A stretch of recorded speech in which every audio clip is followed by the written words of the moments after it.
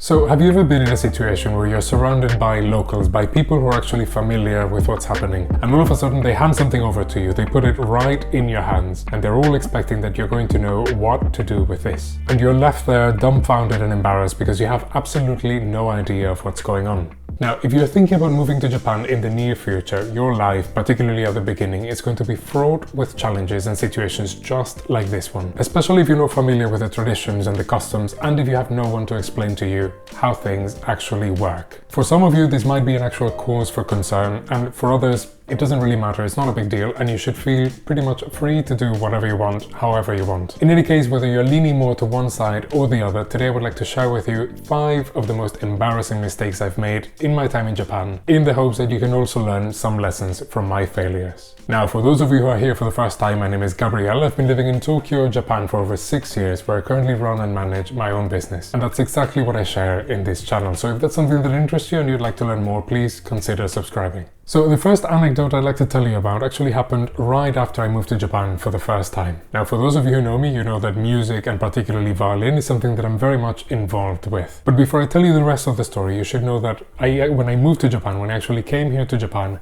I moved to Japan from Switzerland. And in Switzerland, there's basically no one. The population of the entire country is barely 8 million, and one of its biggest cities has a population of barely 200,000. And so when you compare that to, for example, the Tokyo metropolitan area, which has over 37 million people, well, you can imagine that I wasn't really very well prepared for the level of crowdedness and congestion that I was going to be faced with here in Japan. So anyways, one day I was just riding the Yamanote line during rush hour, one of the most crowded trains during one of the most crowded times of the day. And as you can imagine, I had my violin with me. Now this case, particularly the case I had, was fairly heavy and cumbersome because it's meant to keep the instrument safe and in the best possible condition. But I was trying to be as considerate as I could, so I took it off my shoulder and just set it vertically in front of me to avoid taking up too much space. But as we arrived at the station and the doors opened and everyone started getting off the train, one particular salaryman, as he was getting off the train, got his leg tangled on the shoulder strap of my case. And after a couple of seconds of struggle, which for me felt like 45 minutes, he actually fell face first onto the floor of the train and stayed there like a pancake, like a starfish, unmoving.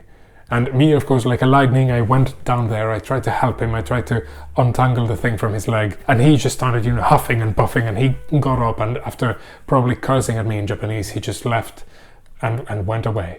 And I was just left there without words, not knowing what to do, completely embarrassed in front of everyone else. Now, as you can imagine, that's an absolutely horrible position to find yourself in, but I quickly learned my lesson and got a new violin case much more compact and streamlined to avoid any problems like this in the future. And so now, whether I'm in the train, in a car, or anywhere else, I just kept this violin case to avoid any problems and also to sort of adapt to the more compact lifestyle that one tends to have here in Japan. So my advice to you is just try to be aware of actually how much space you are taking when you're in public spaces.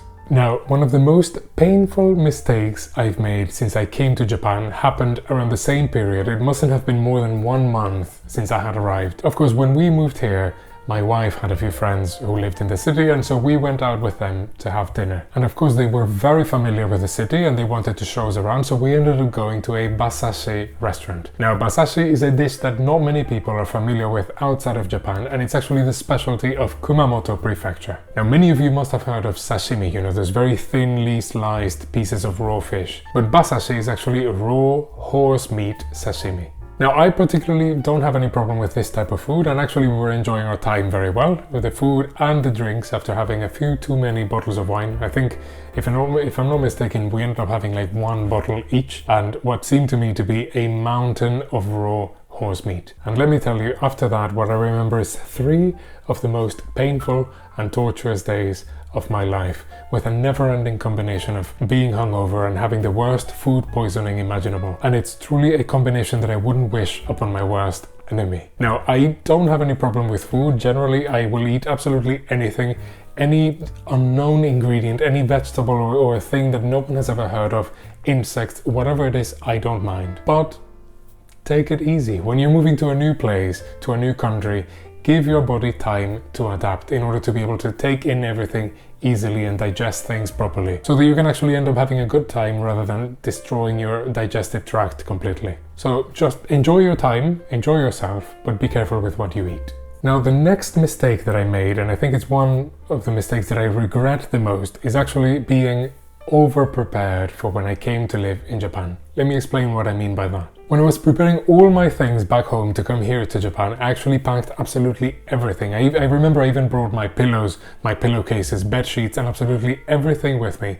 Things that to this day were just absolutely unnecessary. But at the end, it doesn't matter. Don't do it, because whatever you think you need, whatever you think you might need from back home, I can assure you that you're going to be able to find that and more here in Japan, particularly if you're living in some of the main cities like Tokyo, Kyoto, or Osaka, and they'll even hand deliver it to your door in record time. So don't be afraid to be minimalistic when you pack to actually move to Japan for the first time. Bring some clothes, but I would argue that that's all you're going to need. Now, when I came to Japan for the first time, like I've said before, I came here to create my own business. But at the very beginning, when things were barely starting to get off the ground, of course, I still needed some money. I needed ways to cover my expenses and my finances. And so I needed to find a job. And in my desperation, I got one of the first jobs that I could find. And that job ended up being one of the worst scams I've been involved with in my life, not only in Japan, but ever. Now, this was quite a big scandal that was even all over the news and the media here in Tokyo for quite a while, when it became public that the owner of this place was actually embezzling and stealing all the money from her customers to fund her lavish lifestyle. And because I was an employee of this place, I was also involved in an awkward way and had to really get out of a very uncomfortable situation. So if you'd like to know all the details about this, I'll leave the link right in the description and you can go watch that video right after you finish this one. But anyways, fortunately, after all this, we were actually able to grow and cultivate a very lucrative business for ourselves. But at the beginning, the fact is that I did need a job because I had no money, my business was not taking off yet, and I had nothing else to do. And that was actually the biggest mistake that I made in the first place. I came to Japan with absolutely nothing in terms of my finances. So that's what I did. At the end, it ended up working out, but I cannot advise that you do the same. When you come to Japan, come with savings, come with whichever money you can get your hands on, because that first year particularly is going to be fraught with challenges and obstacles, and it's all going to be uphill until you actually are able to settle and start growing things for your own. But at the very beginning, for those first 6 months, that's for that first year, any money you can get your hands on is going to be extremely helpful to your situation. But at the end of the day, all our situations are different. Maybe you're not able to come with money, maybe you have no savings, or maybe you would just like to know how to make more money here in Japan. If that's the case, then make sure you don't miss this video right here. I'm sure you'll find it very helpful. In the meantime, take care, and I'll see you next time.